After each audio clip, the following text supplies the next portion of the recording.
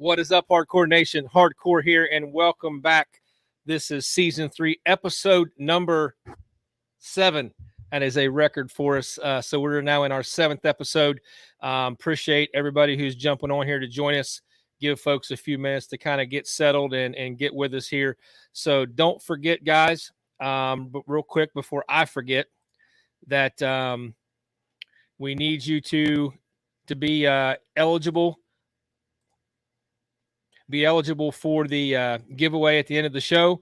I need you to make some kind of comment, hashtag what's up hardcore nation, something to get yourself entered into the giveaway at the end of the show. So don't forget that. That'll be going on live during the show the whole time. So all you got to do is make comments. Those of you who joined us, if you don't care, throw a comment up. Let me know who's here. Let me know where you're joining us from. Really excited about tonight's show. We got we've kind of slightly breaking our own rules, but Josh Richard, thanks for jumping on, buddy. Slightly breaking our own rules. We've got 2 XC1 pros tonight that are going to be with us. We've got our very own Team Kenda rider Cole Richardson's going to join us for a few minutes, and then we're going to follow up Cole Richardson with the number 2 red plate of Hunter Hart. So both of those guys have agreed to spend some time with us tonight. Larry Mills, thanks for joining us. Karina Henry, thanks for jumping in. Nick Lambruno, thanks for being here, buddy. Appreciate you guys. So a couple things to kick off. First of all, it's been several weeks since we've put on a Life Behind the Pros show, and that's both been intentional and unintentional.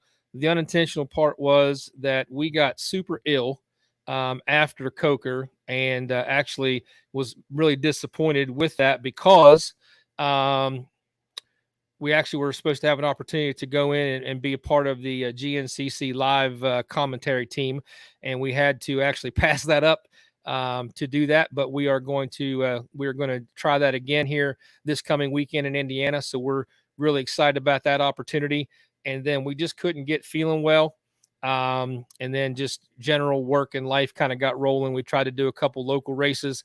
And just, I tell you guys, I don't know whether it's, I hate to say this, I don't know whether it's my age or what, but man, reality is kicking my ass with recovering from this broke rib thing. And I do appreciate a lot of you on here right now have been super encouraging about, trying to help me kind of stay positive. It's been frustrating. It's been hard to keep our spirits up because we go out and we feel good and we think we can do it. And we get out there about a lap or 2 in, and it just everything just falls apart physically. Have a hard time breathing, have a hard time with the ribs starting to hurt. So we're just not ourselves, and we know that, but man, we're still having fun being out there, being with our race family. So again, appreciate you guys continuing with the support and trying to keep us motivated. But there's a lot more to it than just the riding. And so we're super excited about all the things we've been able to accomplish already this race season that have nothing to do with being on the quad. And that is with the promotion of the new East Coast series. All the stuff we're doing with the kids there, broadcasting the micro and the youth races live and getting the live race interviews at the end of the races with those kids. That has been really cool as well. Also, thanks, Kenny Vincent. Thanks, buddy. You're getting soft and fluffy. There is no doubt about it, brother. But speaking of that, because of that, we are now on a super strict diet. We are down about 9 pounds, and so we're trending in the right direction. And now we just got to get some stamina and some stuff back and kind of continue to slowly get back in shape. But we're having fun. Toby, I appreciate that's a generous comment, brother. I don't know about that, but I thank you. So that's what's been going on. We had 2 weeks ago at the East Coast Series. Want to give a shout out to them because, man, I tell you what, they had 166 quads at the Riverfront Raceway at Ronnie Paul and Seth Wilson and the Wilson Family Series, and it was quite the turnout. It was definitely a good day for quad racing, particularly at the local level. To get those kind of numbers is very encouraging. And we've kind of talked about this around the shop here, that as we continue to all face increasing costs with racing, and particularly around the cost of diesel and fuel, that, one of the unfortunate side effects of all that might be that more folks are going to have to stick to the local series instead of being able to travel quite as far sometimes. But we hope not. But that's just kind of one of the things we're wondering about in terms of, just the cost to go do this, because it's not a cheap hobby, as everybody out there knows. All right. So also then last weekend, we had a Mountain State race. We didn't get to attend that. We actually were attending a friend of ours' wedding in Columbus, Ohio. So we were not able to attend, but they had 112 quads there on Sunday for the Mountain State race. And what's up, Billy Goat? Ladies and gentlemen, it's a Billy Goat sighting, which is rare these days. What's up, brother? Thanks for joining us. Appreciate you tuning in. But yeah, so I was told from several guys up there that the Mountain State track was really great. Richie Nolan did a nice layout, and it turned out really well. So congrats to all the guys that were able to go up there and run. Of course, 2 weeks ago, congratulations to Jay Shad. Jay Shad got the win at the East Coast Series race. And then last Sunday at the Mountain State, congrats to Adam McGill for getting the overall win at that series. So a couple other just housekeeping items that before we get these guys on here, kind of the layout of the show tonight is going to be a little different. We're going to hold off and do our fantasy stuff at the end because I value these two guys' time. So I want to give them an opportunity to get on here and share some thoughts with us, and then not hold them up all evening. And then we're going to come back. So I hope you all will stick with us. Come back for we've got the round 5 fantasy results. Man, that was a tough round based on the points. There was only one guy who really nailed it, and everybody else struggled, including myself and XC Lay. Mikey Waynes also struggled. He was our guest picker at the last during the last show. And just on a quick note, Mikey does apologize. He had a family situation come up. He was gonna help us commentate this tonight and be a part of the show again. And actually, I think he really had a good time with us last time. So we appreciate him taking the time to join us also. But he won't be able to be with us tonight. I did send him a link in case something changes. So if he just jumps on here at any time, we're going to bring him in and run with it. So we'll kind of see what happens there. Some other kind of what's up, Willie Porter?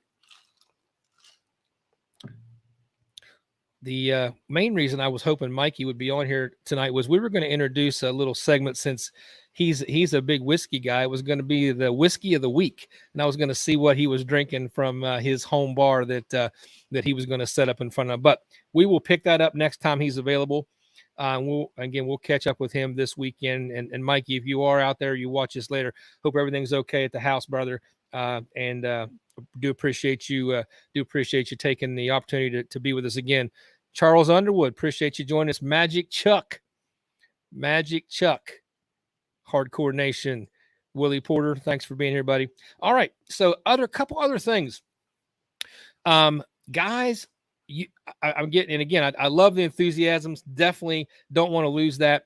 And I keep saying this, and I know I keep putting my fingers a little closer and closer together. Hopefully, we are really close to having a bunch of the details ironed out to release some information on the exciting endurance race that's going to be put on by Kenda. That's about all the details I can really go into right now. There are more details. It's just not ready for release. So, obviously respecting the wishes of Kenda and everybody involved to make sure everybody gets all their ducks in a row and gets everything lined up. But man, I tell you what, it is so hard not to share with you guys more about that, because I'm going to tell you, it is going to be an event that you are not going to want to miss. And you're going to want to get your folks out there to be a part of that, because it's going to be a huge event. And I can tell you right now, it is going to be something I think that there's going to be a lot of pro guys really have their eyes on this opportunity to come out and race for some really good prize money, so a really good event. So again, that's about all we can share at this point, but it will be coming soon. I talked to Drew Blackley today with Kenda, and again, same thing. He said really close, ironing out the details. So as soon as we can share that, we will get that out. I think we're going to have a conference call this week with several of the players involved in that, and hopefully we can get to the point where next time, one of the next couple shows, we can talk in more detail. So, other thing, real quick, before we bring Cole on here, is that there is a cool opportunity, and I told all of the Team Kenda riders that they'd want to tune in here this evening. So, at the John Penton, I talked to Drew today. We're going to do a promotional thing at the John Penton. It's kind of huge. If you're a Kenda sponsored rider at the John Penton, if you win your class at the John Penton and you're already a Kenda rider, you are going to be eligible for a free set of big tires for snowshoe. So if you are a Kenda rider and you can go into John Penton and you can win your class, now you already have to have a Kenda contract. You already got to have some type of contract in some capacity with Kenda. But if you do that and you win a John Penton class, then you're going to get a set of big tires for free to have if you want to run those at snowshoe. So I think that's a huge opportunity. I think that's awesome thing for Kenda to step up and do. And, you know, Drew basically told me, he goes, you know, that's one of those extra items that some guys out there just find hard to put together the money to go buy a set of big tires when that's something you might only get to use once or twice a year. And that makes total sense. So Kenda's going to step up. And if you guys can get yourselves to where you can put it on the center of the box in your class, Drew's going to take care of getting you a set of those big tires to be able to have if you want to run those at snowshoe. So, so I think that's exciting news, and that's just one of many things that I know that is coming down the pike. If you are part of Kenda, so so I think if you're not part of Kenda, you got guys that are asking questions about being part of Kenda. I really think that this is a great opportunity. This is a great organization, a great company to be a part of. And the other thing I wanted to share, a lot of guys calling me, asking me, hey, you know, how can you help us get tires? What kind of prices are on tires right now? Number one, tires are on the way. Talk to Drew again about that. There are 6 containers that are supposed to be hitting shore here anytime. So there's going to be plenty of tires soon. And secondly, in an effort to do a joint partnership with Hardcore Harvey Motorsports and Life Behind the Pros live stream podcast here, we're going to soon have a discount code where there's going to be a certain number. It'll be capped, of course, that I can give away X number of opportunities for riders to get 40% off a set of tires through Hardcore Harvey Motorsports and through the podcast. So again, definitely want to say thanks to Kenda for stepping up to do that as well. So stay tuned for that. That'll be part of a show coming up soon. We also got the DP Brakes giveaway coming up soon. And then we've also got from Steel City Poured Walls, the Wilhelms. They are now donating $100 gas cards, which right now that's pretty valuable. They're donating $100 gas cards to the podcast for us to give away as prizes as well. So this weekend, we're going to do a bunch of organizational stuff for the show. So look for all of those bigger giveaways to be coming down the pike right after this round 5 GNCC. So next Tuesday, we'll be rolling some of those giveaways and some of those prize opportunities out. So yeah, again, stay tuned. A lot of exciting stuff happening. So I appreciate you guys that have been with us from the beginning. And again, I definitely appreciate you if you guys can all help us not only grow the channel, but also grow the live stream and as well as Hardcore Harvey Motorsports. So the last thing before we get Cole on here is real quick. I will, after John Penton, all of you folks who asked me about more Kenda swag,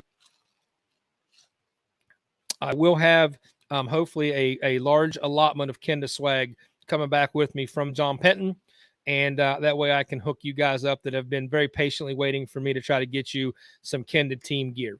So, all right, I think that's the housekeeping items and kind of bringing you up to speed on our situation, as well as, kind of all the background stuff, the exciting stuff going on. So at this point, we are going to welcome our next guest, Cole Richardson, of course, XC1 pro rider, but also exciting for me to be able to talk to him tonight because he is the only current XC1 pro that is run in the Kenda brand. So we're going to welcome Cole Richardson. What's up, buddy?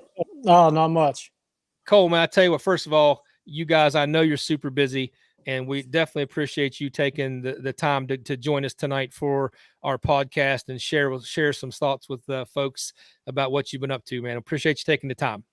Yeah, no problem. Hey, so Cole, let's get started. I know it's been several weeks back, but just kind of go back and review for us the last time we were all together, GNCC Round 4, Camp Coker. Tell us quickly tell us about your day and kind of how things unfolded for you. You just had to bring that up, didn't you?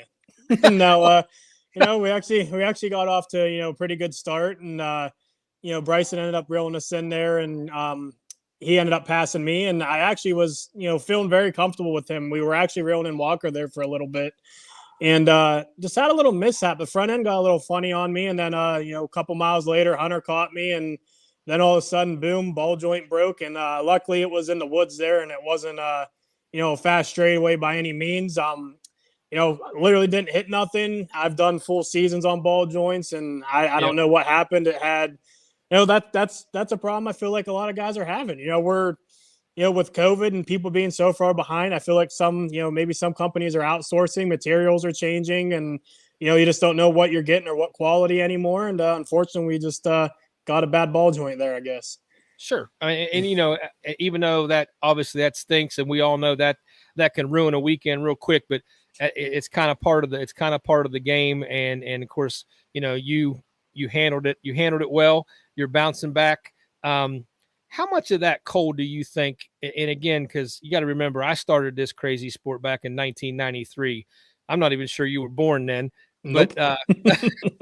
But one of the things we talk about a lot, both here in my garage and then sometimes on the show with guests also, is the speed of this sport now has changed so much from, kind of back in the day. And part of that's track related, part of it's machine related, but just from your time in racing, tell us a little bit about the pace you feel like you guys are trying to run out there. Surprisingly, I was actually a late bloomer here in GNCC. So my first full season actually was in 2013. So, I didn't start, a lot of these guys in the XC1 class, were 4 years old racing GNCC till now. And, I know me and myself, and I think actually Devin might be the only person with the less experience than myself in the XC1 line that started late. So, me and him, I guess you could say, are late bloomers. We showed up on 450s.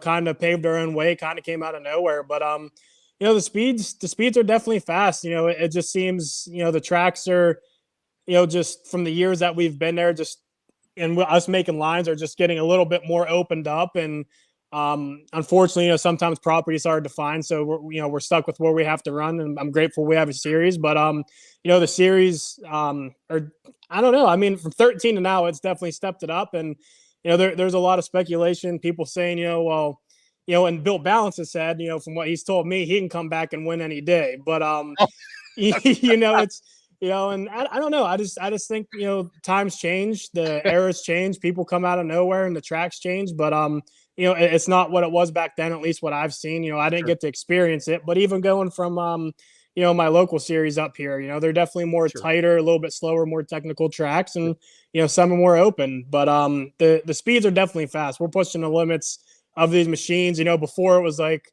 you really didn't need much motor work probably. To now it's like, you're pushing the limits of these machines, everything they got, trying to find every ounce of power you can get, and the tracks have gotten fast. Absolutely. Well, listen, I got some news for Bill Balance. Obviously, he's a way better rider than I've ever been, but I can tell him from getting older, you're not going to come back. You're not going to come back and win with any age on you at all. So, but no, he was a fantastic rider, and he actually came up through and started being successful when we were just kind of getting to where the point where we got out of it the first time. But definitely, that's a definite great analogy, man. So you guys, there is this 5 or 6 guys right now that just seem to be, and of course I'm including you in the mix of that just seem to be, depending on how the race starts and in that first lap or so, really sets the tone for, how the rest of the race goes. How critical, for yourself or just in general, have you felt like that start in that first lap has been this year? Honestly, that's been my downfall. I feel like, and it has been in the past. It's not like, in XC2 days, I was able to, maybe get a bad start. And I've actually had some of my best races from a bad start. We can touch base from Ironman last year. I was, heck, I think second to last going into the woods, if not last. And, we made up time and especially on a track like that, that's fast. The faster these tracks get, the harder it is to make up time. But, we actually came from the back that race. But, you know, starts are tough because somebody, which is Walker, is going to get the start, and it is not very easy to run him down. Obviously Bryson seems to have figured it out very well. Some of us still have a little bit of homework to do, but Walker is definitely one of those. He's going to be 1-2 off the start. He's going to have a good sprint the first lap, so it makes our lives a lot easier. Us top guys, if we can get in the mix, especially if I can, go into the woods behind Walker, Bryson, any of these top guys, it will make your life a lot easier. But it's like I said, sometimes, you get a bad start, it lights a fire, and all of a sudden you forget about just kind of everything. Your brain shuts off, and all of a sudden, whoop-de-doo, you're up front. But, starts never, I feel like, maybe even in the olden days, maybe weren't as important. But as these tracks get faster, it's harder to make up time. And I think starts have gotten pretty important. So if there was one thing, not that I would want to run pro, period, but if somebody told me I had to run a pro race, the one thing I would ask, if I could just start, I would not want to go into the first turn with you guys. It looks like that is just chaos, honestly, because I feel like every guy feels like if they don't get up kind of out front in the front pack early, that it makes for a long day, like in the first 30 seconds. Yeah, I mean, I feel like I still think XC2 is a little bit sketchier, because there's more of them. Yeah, there's more of them. There's more of them. They're a little bit, I don't want to say inexperienced, but just younger, a little bit more inexperienced, I guess. And with us, I think we're trying to force our way through, but most of us have been around the block a few times, have wrecked enough that's like don't force the issue too much. So I think I would rather start in the XC1 row than the XC2. But we're pretty reasonable. So Cole, obviously there's been a solid 3-week gap between Coker and between going out to Indy for the first round out at Crawfordsville. So what have you been up to in this? I mean, it's not really a break, but just kind of this layover. After Coker, like I said, it was not a race we wanted. We really weren't trying to get any DNFs in the points there, and unfortunately, it was a part failure on a new part that we just couldn't do nothing about. But kind of looking at old results, I guess you could say after DNF, I've actually came out swinging in the following round, if not winning. So I'm very, very happy to go back to Ironman. I know Bryson's going to be strong there. He's always rode strong there. He wasn't there last year at the end of the year. I know Walker's strong, but he seems to sometimes have a little bit of bad juju there, it seems sometimes. But I've kind of took a break off there for a while. Took I think that week off after Camp Coker, kind of let my mechanic catch up on some stuff as well as me to work on some stuff, make sure the bikes are fresh. So when we jump back into training, we're not scrambling around. Everything's going smoothly. There's nothing to worry about. And it's kind of where we're at now. We got back to riding there after the week, did a local E-Rock race, ended up winning that, and gave A-Works a go and just had a little mishap there, landed on a rock, snapped a chain when we was out front about 12 minutes in. So, kind of wasted a drive on that one. But, we've been back to it. I got my other property opened up. Just kind of just been having fun, Good, man. And I know what we've had to work on, this off break. And I think we've done what we had to do, and we're ready to race. So you feel pretty good going into this weekend, and you feel like you're ready to get out there and get back in some regular dirt? Yeah, for sure. I'm ready. I know a lot of people might have lost faith in me. We haven't had the results we've, people have probably expected as well. And, we've kind of had a tough start here, but, me, myself, and I actually feel better than we did last year. We just haven't been able to prove it yet. And if it's going to be anywhere, hopefully it's at Ironman where we left off last year. Well, good deal, man. I mean, obviously, of course, just for from a fan point of view, it's awesome to hear, because I can tell you're hungry to get back out there. You've kind of been frustrated with some things that you couldn't control that have impacted your results, but you're anxious to get back to a track you feel confident at. Talk to me just a real quick minute about also some of the stuff you've done with Kenda. I know you've done some tire testing with Kenda.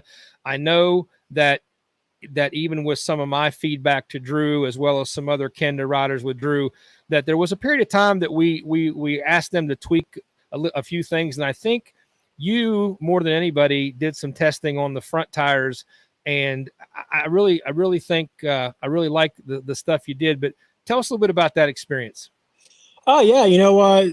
At the time it was Brian, but Kenda, approached me and wanted to do some testing. And I, not to be rude, obviously I'm with Kenda now, happy relationship, but the old set of tires, I used to just joke around like, you guys can fund my entire program. It's just, they're just quite not there. They just didn't fit my style or my thing. And,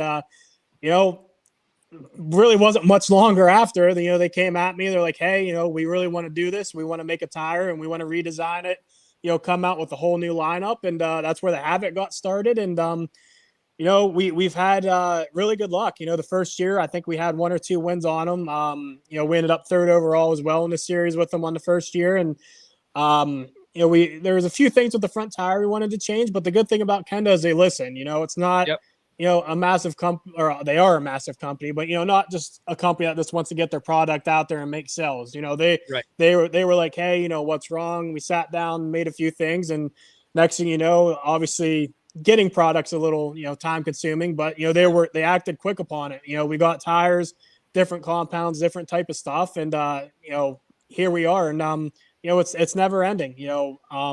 There's always room for improvement. Obviously, the tires race proven, podium proven. We've won races on it. A lot of others have. The durability is awesome. I'm very happy with them, and I'm just happy to be with a company that's willing to make improvements and listen to the riders, and not just want to make sales and kind of shoot their tires out the door. And it is what it is. Man. So I'm happy they've listened. When guys ask me, about switching over and that's the biggest factor, was from the beginning with Brian and then with Drew, just like you're saying, man, they're open. They want to hear feedback from the riders. They want riders to be involved in the brand, which has allowed us to, kind of build some things around them as well. But I definitely appreciate you representing the Kenda brand so well on Pro Row as well, man. And definitely want to give you a thumbs up. Good luck this weekend. Before we let you go, Cole, who all would you like to say thanks to? Oh, you got to hit me when I don't have any logos around to rattle everybody off. Oh, just say Kit. Say Kit. Yeah. First and foremost, definitely Kenda. Like I said, they're a company that's willing to work with the riders, make improvements, and I'm really happy they did that. And Kenda Tire, I actually had a new sponsor come on board that kind of actually saved my season. Was very close to hanging up the hat, which is Gettle Nissan. And my buddy, I guess you could say buddy now. We became very good friends. Nick, he actually is been in the Vet A class, had a little injury there. So we'll see him after this next round, hopefully. So he'll be back out there racing. Obviously, Action Off-Road.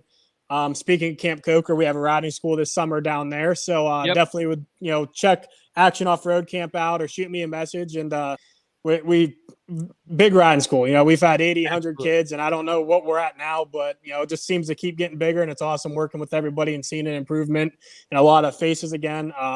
DWT, Motorwaz ATV shocks, Moose riding gear, RP race exhaust, Senge graphics.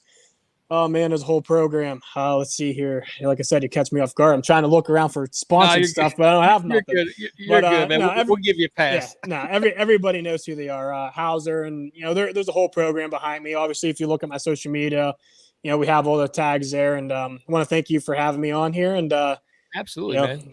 Appreciate you coming on, and we're going to try to have Jason and them on the show too to talk about the camp coming up as we kind of get closer to school being out, when kids got some free time. But yeah, we're definitely going to promote that as well. Big believers in the stuff that Action Off-Road does, and the Stewarts are great for the sport. So they've went above and beyond. Absolutely, buddy. Cole, thank you for spending some time with us, man. Yeah. Look forward to seeing you at the track this weekend. Folks, appreciate Cole being on here. Cole, we're going to let you go. Thanks for being here, man. Yep. Appreciate it. Thank you. All right, guys. Cole Richardson with us, and what a great interview, man. It was great to have him on here with us. We're going to trend right into our next guest, who is this. I can't even say young man anymore. I mean, good night. He's young compared to us, but in general, Hunter Hart is going to be with us. And if you don't know Hunter very well, man, he is a blast to be around. If you remember Mikey Waynes and I talking last podcast several weeks ago, he's probably one of the most superstitious riders that I've ever been around. I mean, and his preparation and his routines, I mean, he is religious about how he does things to get ready. So we're going to, I'm watching Hunter dance around in the background. We're going to let him get settled, and then we're going to bring him. He's ready. He gave me the thumbs up. So we're going to bring Hunter onto the show here to join us. And folks, I'd like you to help me welcome Hunter Hart. And if you have any questions or comments for Hunter while he's on here, I meant to say this for Cole, but throw them up on the screen, and we'll get Hunter to answer some questions from any that you guys have out here. So without any further ado, Hunter Hart, ladies and gentlemen. What is up, guys? What is up, Huntress? What is up? How? I need to know. Is it better with the light on or off? On. On? Okay. I Yeah. tell. I was getting a funny glare on my end. Off. You look like a shadow creature. Oh, okay. Lurking in the shadows. That's what actually, off is prettier, but I mean, I can't see you as well. Fair. That's very fair. What is going on, dude? Dude, how you been? Dude, we're great. We're down here in Florida. You know, you might be able to hear a little bit of the rain on my tin box we have out here, but no, it's good. Life is good. Dude, we got Cole Richardson. We just took him off. He's already making a comment. Weird seeing you here. That's right. Yeah. No, it's good though. It's good. I don't know if you saw in the background when you guys were chatting, I was finishing up building a set of tires, just getting those ready for this weekend, you know, just getting everything in line so that we can just have a solid weekend. You know, it's what has it been, a month? Yeah. A month since we've gone racing? It feels like an unintended break. Like it's kind of weird because nice. I told Cole, I said, I know it's not really a scheduled break, but it kind of feels like it was like a little break. Yeah, it was nice. It was super nice. You know, I mean, I'm a firm believer and I want to knock out all 13 rounds in 26 weekends, or I want to have some serious time in between them. Well, I don't know if I could live with the 26 weekends, dude. That's a lot. Dude, I could go if we started, say, same time we start now and we were just done by snowshoe, I'd be down for that. You know, we have to go maybe a week into July, one weekend in July, and then we're done. We have the rest of the year, you know, count me in. I mean, or we could wait a little while and not start where we're freezing our butts off at some of these tracks so early. That's true. But think about it, dude. If we had all summer off and then we had the rest of the fall off as well, like think about all the razor riding we could do. Think about all the other things we could do. But listen, dude, that's not good for old guys like this. Where once you get in shape, you got to stay there, man. You just can't be bouncing back and forth. That's fair. I'll give you that. Hey, man. So listen. So you finished up last season, obviously killing it, coming in with the number 2 plate, coming into this season flying high. You have shown moments where, you know, you are every bit as fast or faster than the lead guys. It just seems like for whatever reason you've had some miscellaneous things either snake bite you or whatever. Like what how you feeling about it? Yeah, you know, I mean, wrong place, wrong time is the easiest way to describe it. You know, I mean, big buck issue that honestly never seen. You know, I've run that system for ever since I got on a 450, and that was the first one I've had fail in 7 years. So, you know, I'd say it's, you know, not bad. And then Florida, we just, you know, I mean, you can ask anybody that rode with us, you know, we just missed the setup. You know, I think it shows that Adam and I did the right training. You know, you could tell that Adam and I trained together because, you know, we finished 10 seconds apart in Florida, something like that. Yeah. You know, we just didn't finish quite where we should have been, where we wanted to be. So there's that. And then Georgia, we had a great day there. What was after Georgia? Big Buck 2.0. Yes, Big Buck 2.0. Yes. You know, there we were in another horsefly. Or Big Buck 20 or Big Buck 20, whichever one. That's true. Like, yeah, we were in a great position there as well, and just unfortunate. I think I was third or fourth. We were going up the pro hill, and unfortunately, just Lapper went left, right, kind of came over, ended up blocking, not really blocking, but I ended up getting past there. And then I got past like 3 more times just due to the fact that, you know, once the momentum's lost, you can't regain it, especially when you guys are that close. And then from there, you know, we just rode around in like say fifth or sixth all day. I just rode around at that point. Just rode around. And I mean, that was that, you know, I mean, it's, you know, frustrating. And then are we at Coker? Yeah, we're at Coker then. And then, you know, there we just kept trying, just, you know, just things just didn't seem to be flowing the way that we've had them flow before. So listen, I want to throw one or two of the same questions at you that I threw at Cole. And one is just from a fan's point of view. And also I told him from being a guy who started racing back in 1993. Was Hunter alive then? Hunter wasn't even alive then. No. You weren't even 2000s baby, 00. So anyway, just talking about the pace that even from when you raced as obviously as a kid coming up through the ranks, I mean, just the pace just seems on the edge, ragged edge all the time. Like, and there is just no, you know, and again, I'm not criticizing anybody, but back in the heyday of Chris Borich, you know, he was a master at, you know, riding a very consistent pace until he needed to not ride a consistent pace to jump in front and win. And it almost seems like now, I mean, if you're not out on the ragged edge from the green flag, you're in trouble right off the bat. Yeah, you know, that's the easiest way to describe it is, you know, they're going so fast, and it's and there's such an edge that is just that. It's just an edge. I mean, you can only go so fast on an ATV, and where like with Chris, he used to, you know, he had it down to a science. You know, I mean, I've seen it done at locals for years. You know, I mean, he was a scientist. Yeah, I mean, from the time I was 15 years old at locals racing the man, he just felt the need to just do it. And I mean, it's not one of those things like where he doesn't just where he won't just like do it on a whim. You know, the man does it at everything he does. We're bicycling, man does it last mile, he's going to pass you. You know, you're at his house practicing last 30 seconds of the track, he's going to pass you. You know, like he just knew to do it at the last 30 seconds. And I think that, you know, with Chris creating the monster that is Walker, Walker had to figure out a way to beat Chris. And the only way that he could try to do that was get a big enough gap at the word go so that Chris couldn't, you know, close as hard as he could at the end. And, you know, I mean, and that worked until it didn't. And then until you had Bryson, where Bryson just decided that he would just throw it to the edge and be like, yeah, you know, it'll be okay. You know, like they've said a lot of times, you know, Bryson will win or try to break the bike trying.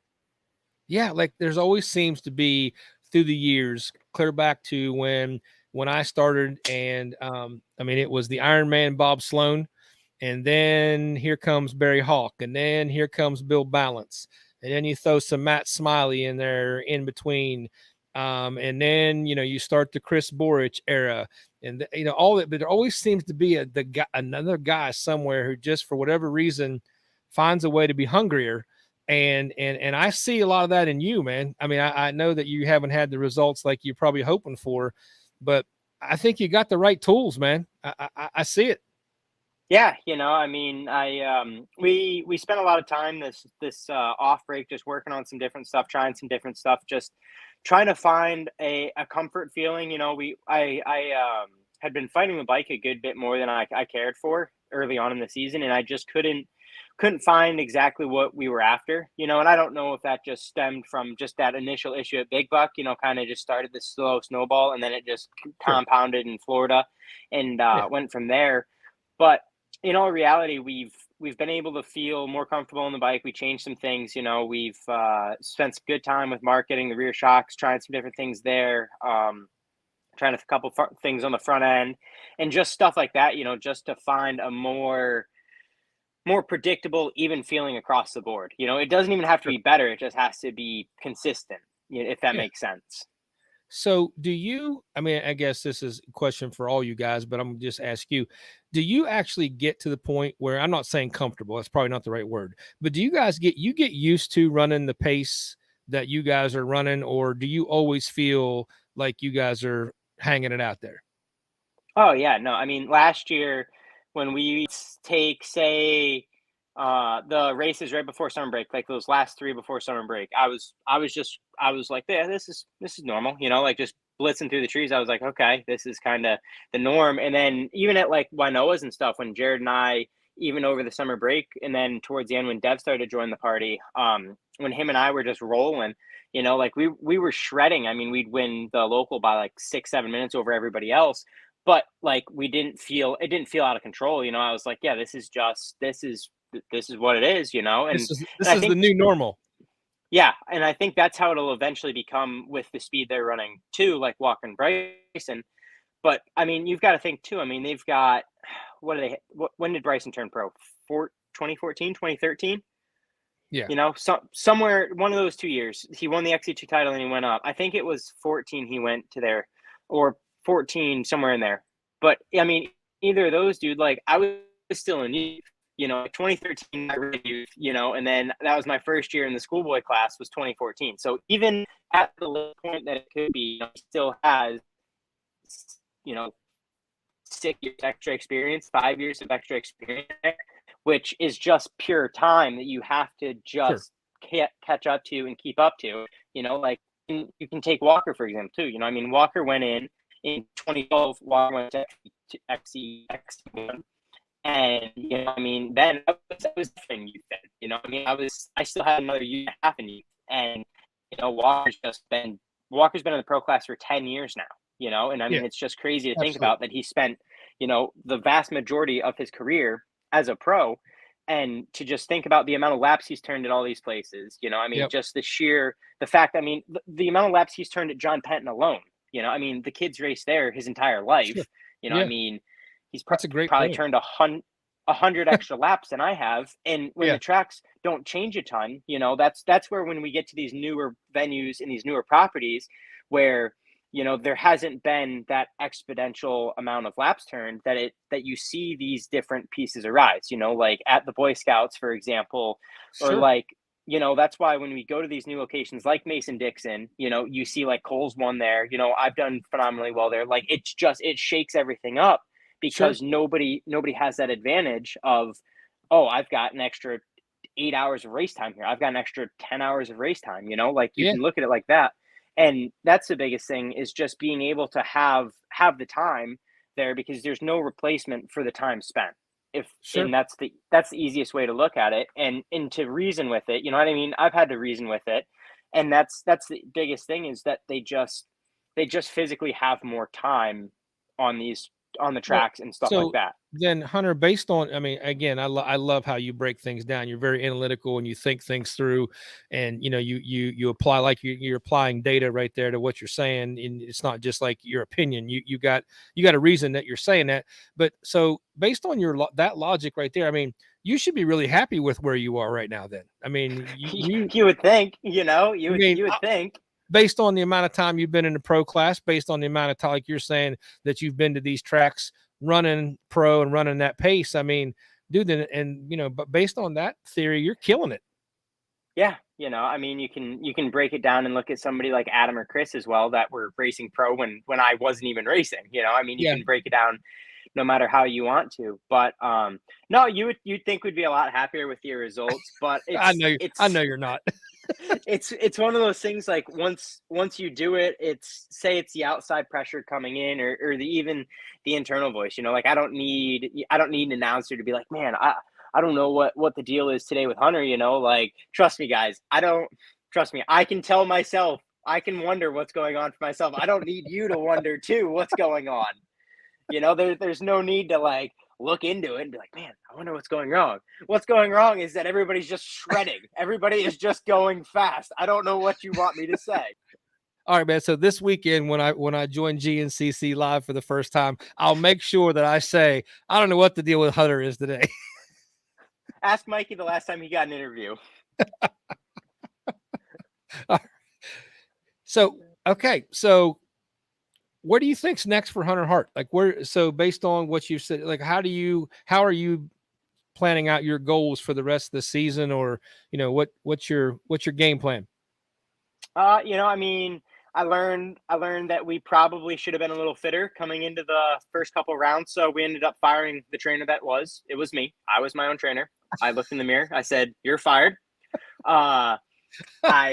I then hired a new one from down here in Florida. So we had a phenomenal last 4 weeks. I feel better on the bike, and honestly, we're just gonna keep plugging along.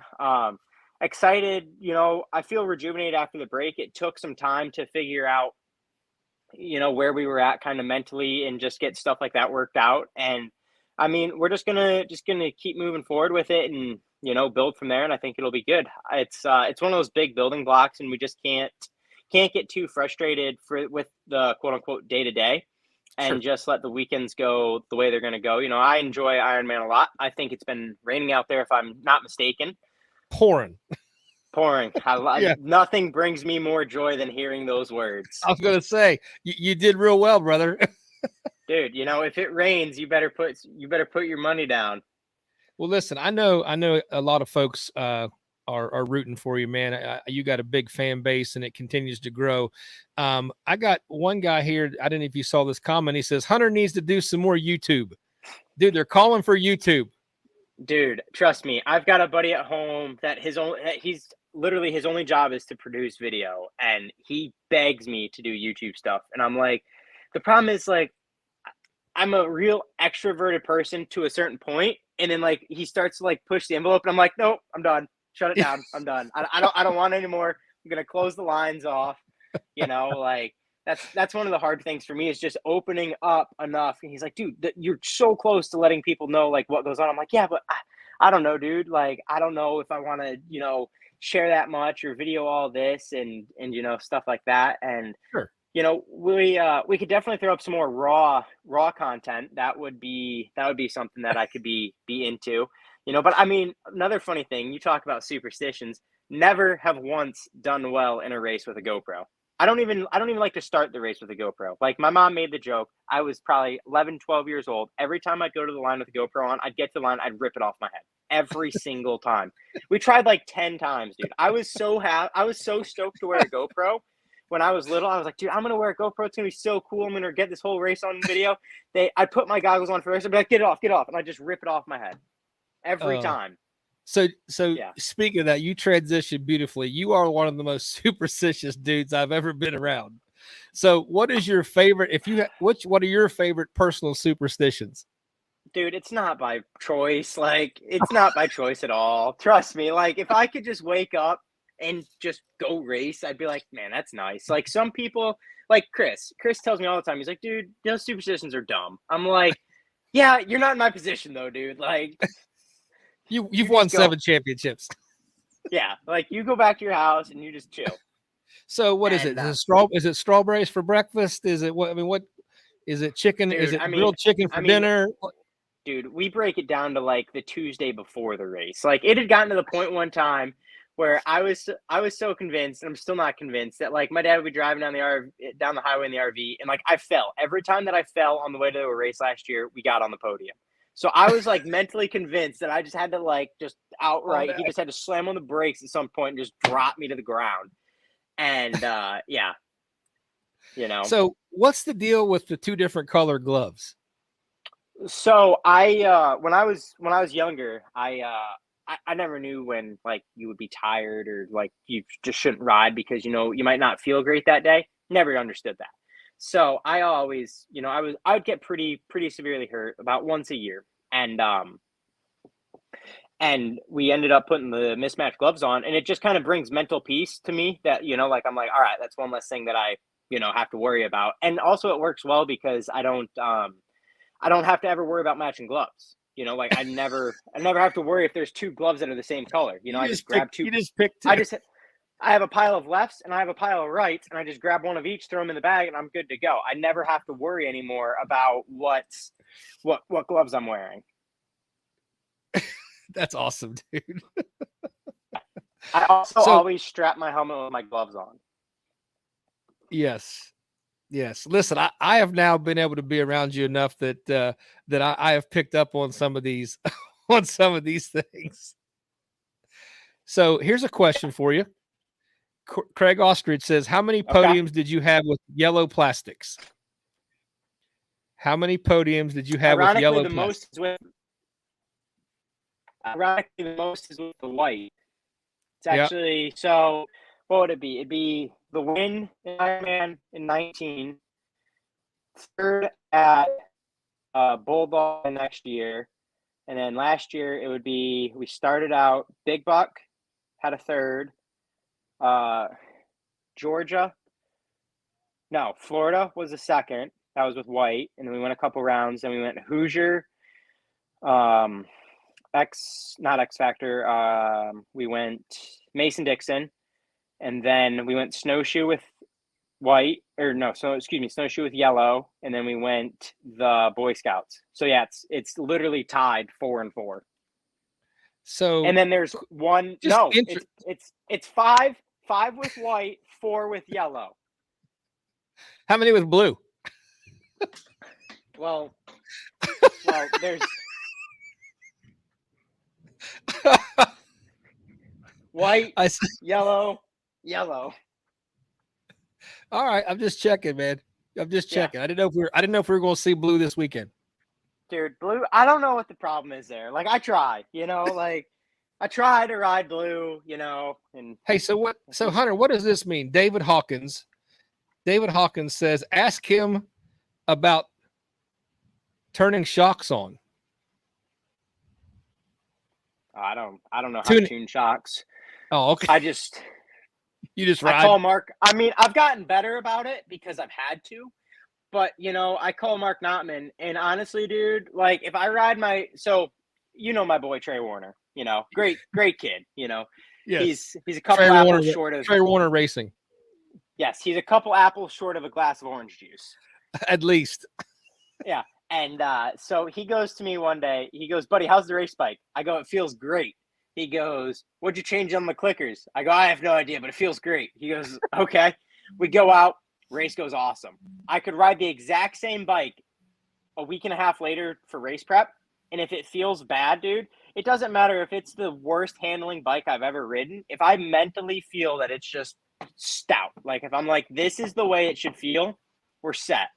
Like it doesn't matter. It doesn't matter if the rear rebound is just about blown. Like, so as long as it feels mentally right to me, we're good. So you don't set up your own shocks then? I sometimes turn clickers, and thankfully the folks at Fox and Mark Notman have convinced me on what to do and what not to do when turning clickers. Oh, I thought maybe they convinced you to leave them alone. Well, usually they do. Mark tells me that if I'm in there touching stuff, he goes, it can't be good. Well, dude, how you feeling about this weekend? As we'll wrap things up, we'll get you out of here. How you feeling about this weekend? Oh, we're good, dude. I mean, I'm stoked. I mean, everybody says they're stoked until they're not, and it's kind of the way we are. Is it's just it's been a little rough. I'm not gonna lie.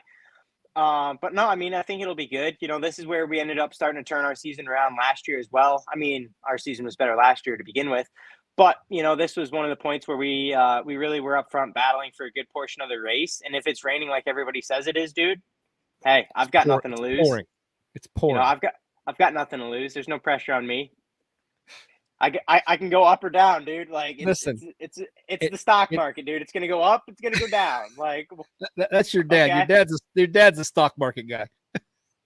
We dabble Hey, a little, listen, we dabble every now and then. it was raining so hard here a little bit ago. I was afraid that folks weren't going to be able to hear the podcast because of the rain on the roof of my garage. Nice. Like it is hammering. Dude, you know what I enjoy? Max's Mud. tires. You know what enjoys the mud? Max's tires. I mean, they both start with an M. There's no other brand that starts with the same letter as mud. That or is monsoon. That is a shameless plug right there, man. That is a shameless plug. Hey, just think about it, dude. Just think about it. I know Drew's a good guy. But my boys and Max's are family. We haven't given up on you yet, brother. We haven't given up on you yet. Trust me, I'm a hard cookie to sell. Hey, just like that famous line in the movie. So you're saying there's a chance? Hey, everything's negotiable. Hey, man, I definitely thank you. Hey, Hunter, shoot us, man. Just personal favor. I appreciate you doing this, man. I know you're a busy guy, but this has been a great interview. Everybody's really enjoyed it. So thank you for taking the time to hang out with us, man. Who you want to say thanks to for real quick? Yeah, absolutely. First and foremost, I got to thank the good Lord for, letting us live another day and keep it rolling. My mom, my dad, Ithaca Recreation Sports, Max's Tires, Fox Racing Shocks, Action Off Road, Rath Racing, Hauser Racing. I'm gonna actually cheat right now so I don't look like a complete noob. Icon Coolers, HMF Racing, IQ Bumpers, Sunstar, Ithaca Recreation Sports, Quad Tech Racing, Formula 88, Evans Waterless Coolant, Achirby's Handguards, Precision Racing, and just honestly, everybody, Fly Racing really stepped it up this year to be a huge part of my program. Polar watches and everything. And Carb Sport and just truly everybody else that's involved in the program, Mike Trango, Hinson Racing, all those guys, Motorsports, Tires, just all those guys. And also, honestly, to all your listeners, we'll drop it here first. We got an exciting announcement coming soon with Quad Tech. We're rolling out a couple new programs for every racer. So you guys better stay tuned. Really? There's going to be a product for everybody soon. There could be a new contingency program rolling out. Wow, that's awesome. Hey, thanks for sharing right. it here first, brother. No that's problem. Fantastic, man. That's groundbreaking information right there. Right here, man, on Life Behind the Pros. You heard it here first. That's right. Ironically, hey, with Life with the Pros this time. Hey, you willing to come back sometime and be with us again? Absolutely, dude. I love to talk, especially like, hey, you saw me, dude. I was just out here building tire balls in my shed. Like, this shed is pimp, dude. Anybody that's interested, you get yourself a 30 by 12 shed. You get a guy like Mark Collier come in, wire it up. He put a sink in. I had these cabinets put in, dude. I'm like, this shed's it's like universal. It's like a tiny house. It truly is. It's electrical. I've got toolboxes in here. I can fit at most. I've had 9 ATVs in here, and one motorcycle. So if anybody truly is like, hey, your wife's bugging you that you need to just get your stuff out of the garage, buy yourself a shed. Not only do I have this shed, my dad also has a shed next to it. That's the 20 by 12. But I was working out of that one. And I was like, Mom, I want a shed for Christmas. And that's what, here we are. We're in my shed. Dude, that's awesome. You got your own shed. Dude, all in, all things said and done, the shed cost us $5,400 delivered to the house. Lights were $120. Dinner for Mark Collier and his workers was about $100. My shelves, I've got a shelf here, a shelf above my head. I've got more lights right there, dude. I got it all. Dude, and I got a whiteboard.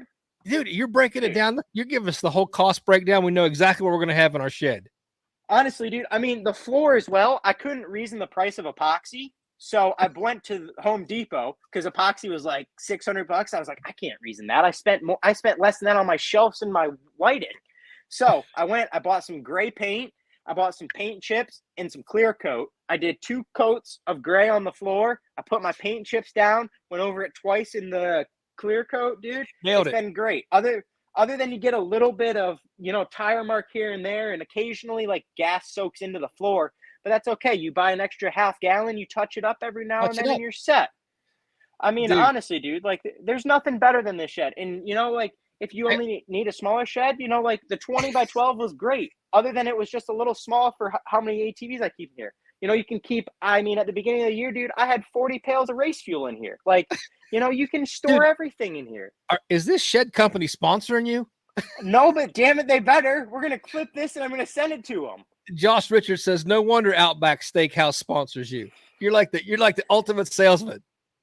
Dude, Outback Steakhouses, Karcher pressure washers is probably one of the cooler ones I've got as well. They make some gnarly stuff there. And, I mean, it's just good. And that's the biggest thing, too, is we could talk forever on sponsorships and how to go about that and just selling something that isn't being sold. Hey, let me stop you right there because I can't even believe you just said that. So we've had several people ask for it's probably been honestly 6 months, dude, for us to do a portion of the podcast. It's about that exact thing, about what's the best way to go about trying to approach sponsorships and making yourself valuable. Because what I always tell people is, if you just kind of get some percentage off help or whatever, that's more about a company, in my opinion, looking at that as a way just to help advertise through you throwing stickers on your trailer and driving up and down the road. But you got to make yourself valuable to them in order for them to truly engage with your program. So what I'm getting at is, how about we use that as a jumping off point at some point, and you come back and let's just do it. Let's just do a show about that. And we can pick your brain and we can share strategies and things we've done and help people out. Dude, you tell me when and how, because I've got a couple good ones I've been working on. Awesome. And it's been cool. I mean, there's so many cool stories that I've had the opportunities of, like the Outback one where I literally went to their headquarters in Tampa and sat at a roundtable discussion with 5 executives and talked about motorsports. And they're like, this doesn't exist. I'm like, oh, but it does. And fun fact, actually, the CEO of Outback was at Florida, at the Florida GNCC. That's awesome. Him and his wife came out, and so did their director of operations. Yep. That's so awesome. They were there. They saw anybody that races, and they were there. Very fortunate as well. I'd like to say I am one of the first ever ATV guys to get free Red Bull from Red Bull itself.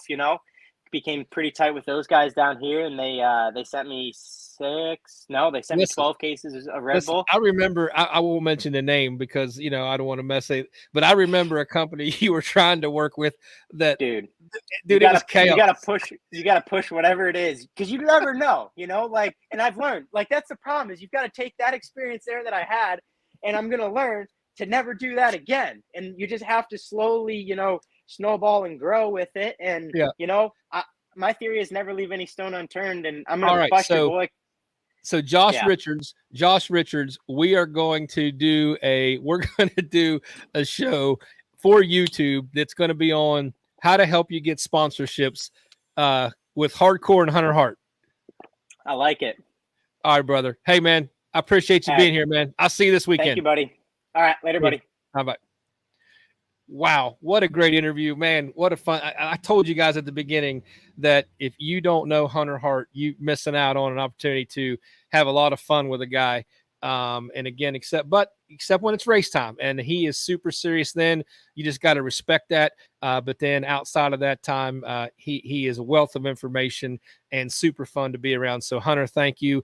Also Cole, thank you so much for both you guys spending the time with us this evening. All right, guys, we're going to jump in here, and I am going to Hunter's still hanging around like he's in the background. I'm going to jump in here. I want to bring on a guy that you may or may not know, Ryan Thornton. Ryan Thornton, I met at a Pizza Hut in Pizza Hut. I think it was at Steel Creek, if I remember correctly. First time I ever met Ryan, and he's a huge race enthusiast, races himself, kind of got hurt a while back. He's on the comeback train like a lot of us, but that's not why Ryan's on here. Ryan is on here because he is the new We're going to let him tell us for sure, but I think he's the new owner or the new operational manager or whatever of the Southern Roots Racing Series.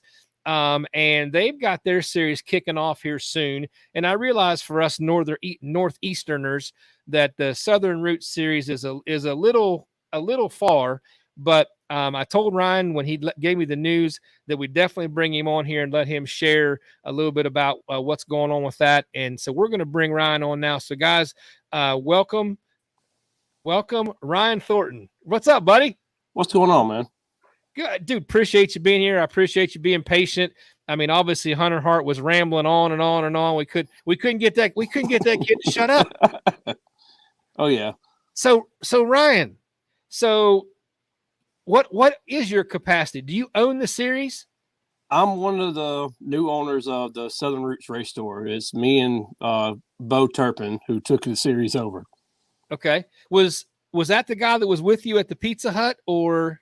Yes, it was the guy at Pizza Hut, and the Pizza Hut was actually before Aonia in my hometown. Oh, it was in Georgia, wasn't it? Yes, it was. Okay. So how did you come about to decide you wanted to take on running a series and co-owning it? Well, we kind of had the side-by-side series that we took over earlier this year, and we reached out to Robin and them that were running the Southern Roots, and just we told them, hey, if you need help, we're here to help, and they actually gave us a chance to take it over. So that's kind of how we ended up with the series. Good deal, man. So you're getting ready to kick the series off. Is that correct? Yes, sir. Next weekend, we're calling it the Moonshiner. The property was bought with moonshine money. Oh, the guys, that's a name we can get behind right there, buddy. The guy's granddaddy made all his money during the Prohibition period. So where is this going to be? In Statesboro, Georgia. Okay. So is this entire series all in Georgia or is it any other states?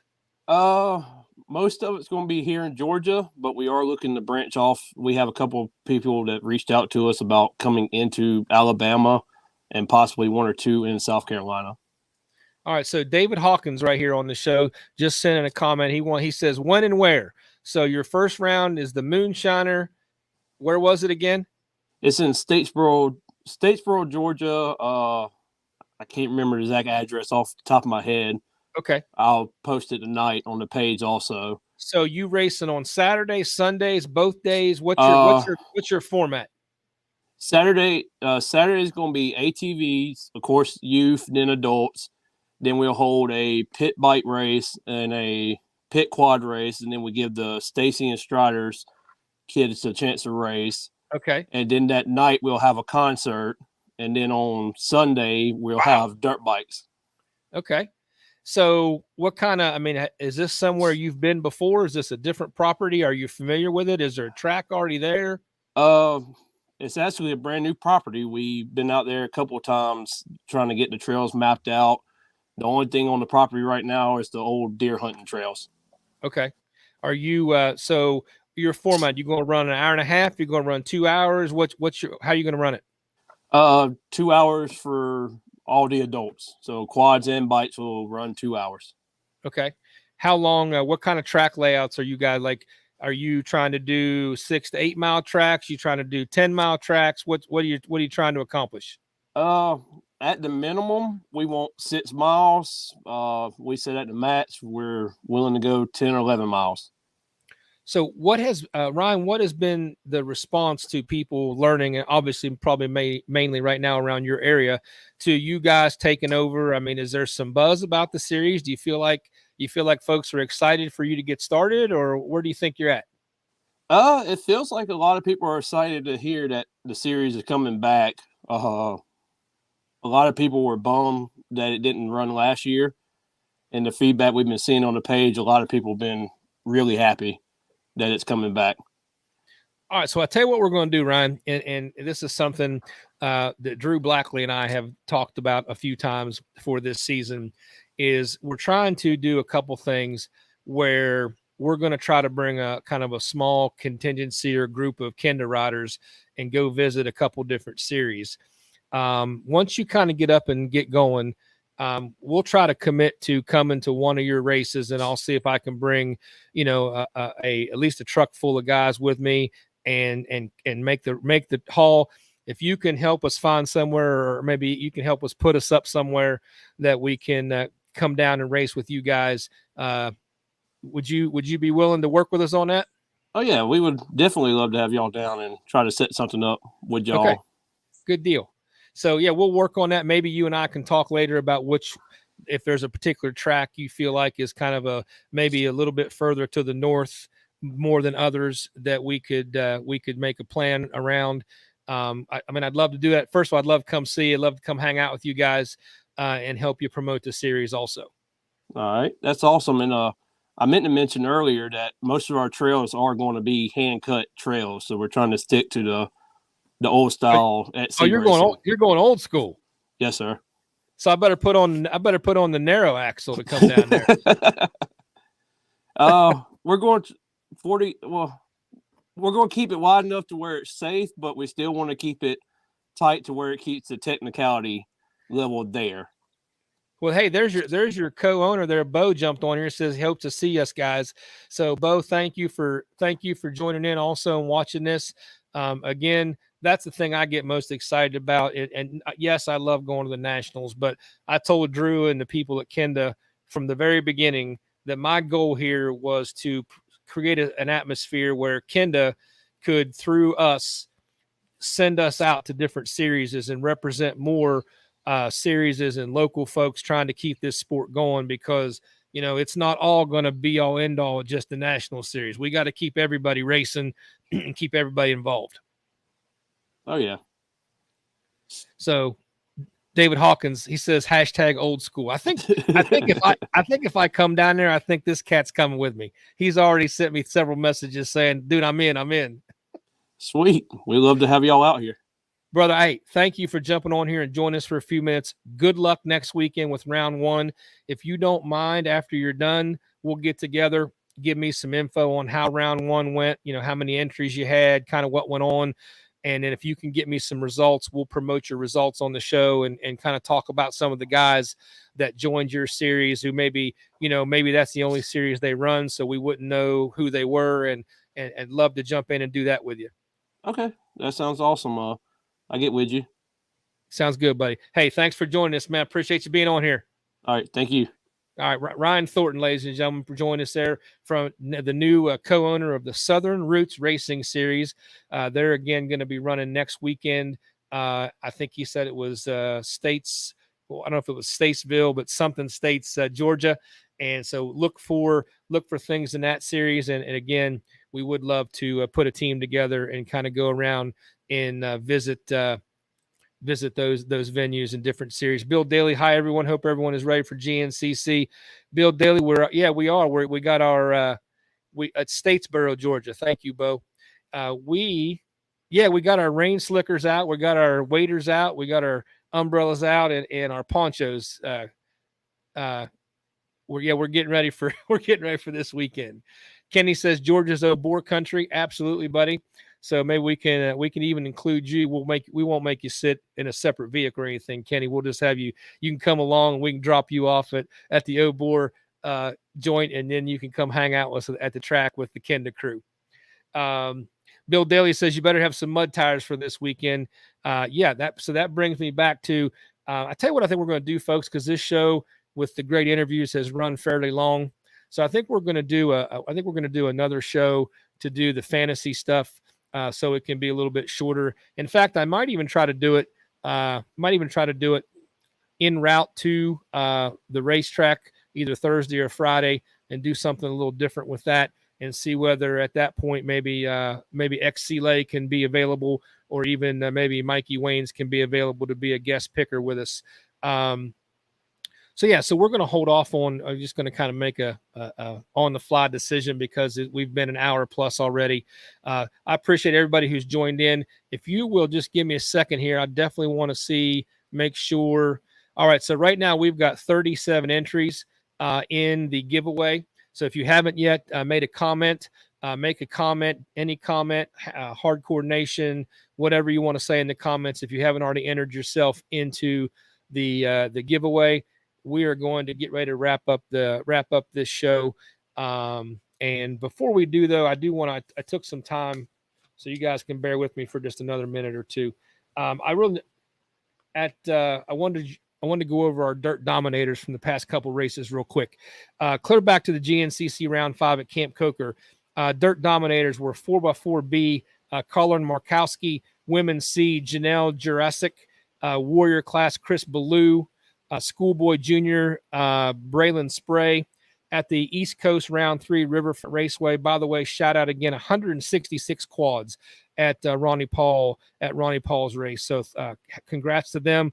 The Dirt Dominators at the NECXC round 3, beginner 90cc two-stroke JP Pickens. Not only did he dominate his class, he won the overall for, I think it was the second round in a row. Beginner 90cc four-stroke Gunnar Claypool, 12 to 15 intermediate Levi Ringer, Open C 16 plus Nick Foreman, Open C 23 plus Justin Masters, Schoolboy 12 to 17 Quentin Gauker, and Open Utility Mike Seegers threw it down at the last round of the East Coast Series as well. So guys, if you have not made a point to be a part of Hardcore Nation, we'd encourage you. We are on YouTube. It's under my name, or it's under Hardcore Harvey Motorsports. All of the podcasts and stuff are up there. And Josh, Hardcore 918, Magic Chuck, and Waiter 321. There we go. That might be the team for the Southern Roots trip right there. Landon Ostrich, hashtag Hardcore Nation. Guys, I definitely appreciate you sticking with us so long this evening. I know it's been long. And Kenny Vincent, I cannot agree more. I've asked this question, and I have been unsuccessful to get him to be willing to do it. So, Kenny, maybe you can help me twist his arm. I know people would love to hear from the mustache, Mark McGill. If we could get him on here, that would be awesome. I know folks would have a lot of questions for him. Of course, everybody loves the mustache. So definitely, Kenny, we'll work on that. David Hawkins, I appreciate the comments, buddy. Compliments. Great show. Appreciate you, man. So, all right, guys, we're going to wrap this up. We look forward to seeing everybody at the GNCC this weekend in Crawfordsville. And if not, remember that next Tuesday we will do a next podcast. David Hawkins, that is my thought. But my only concern is the weather. If we can get a break in the weather, I absolutely want to try to do one of these shows at the track. So if the weather looks like it's going to cooperate, we're going to try to pull that off. So anyway, guys, again, appreciate it. Thanks again for tuning in. And we're going to do the drawing here real quick. Let me see if I can pull this off. All right, we've got 40 entries now, so we're going to go ahead and do the drawing for the swag bag. Tonight in the swag bag, we're going to give away a 9-2 T-shirt. We haven't given away one of those yet, and a DP Breaks hat. But remember, next week, we're going to talk about how we're going to get into giving away some of the bigger sponsorship prizes that we've had folks come on board. And Rodney Cooper, thank you, man. It was on my list to mention, but definitely want to say thanks to the Split Line Off-Road guys, their podcast, Rodney Cooper and their show have asked us to come next week and be a part of their Split Line show. We're actually going to go on site and join them in their studio. So we're looking forward to that opportunity as well. And then, so Rodney, thank you very much for giving us that opportunity. And we will obviously reciprocate in the future, having you guys join us even through the live feed, and we can do a joint effort. I think that's the only way we can get all these great opportunities to grow for each other in these shows, for get people to know what's going on. And then also, guys, don't forget, I'd love for you to tune in to GNCC Live this Saturday afternoon. We are going to have the opportunity to join GNCC Live, be part of the commentary booth for a little while. So I definitely would appreciate you guys supporting that. And hopefully that goes well and we can continue to be a part of that in the future. So again, Rodney said, looking forward to having you on Split Line next week. Josh Richards says, bring some 9-2 goggles for the in the podcast room. Got it. We can do that. All right, guys. Thanks for joining here. We're going to do our drawing before we wrap things up. Here we go.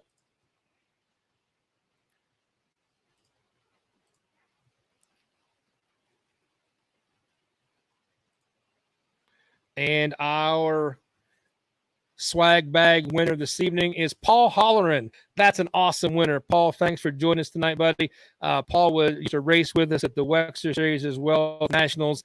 He's a great man of God and is someone that we all could use as a role model. And Paul, thank you for joining us. Congratulations. Paul, I'll shoot you a message on getting you your swag bag, man. Thanks for joining us tonight. And guys, that's going to be, as we say here, man, we're going to put episode 7 in the can.